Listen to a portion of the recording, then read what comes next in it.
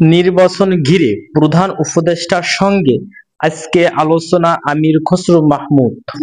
বিএনপির স্থায়ী কমিটির সদস্য আমির খসরু মাহমুদ জানিয়েছেন, প্রধান উপদেষ্টা ডক্টর মোহাম্মদ ইউনূসের সঙ্গে আজকে ২৪শে মে বিকালে নির্বাচনের বিষয়টি নিয়ে থাকবে আলোচনার কেন্দ্র।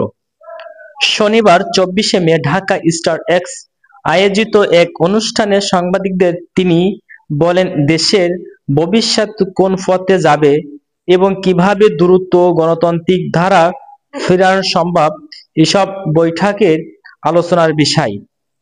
চলমান রাজনৈতিক পরিস্থিতি নিয়ে আমির খসরু বলেন, আমরা কোনো সংকট দেখছি না।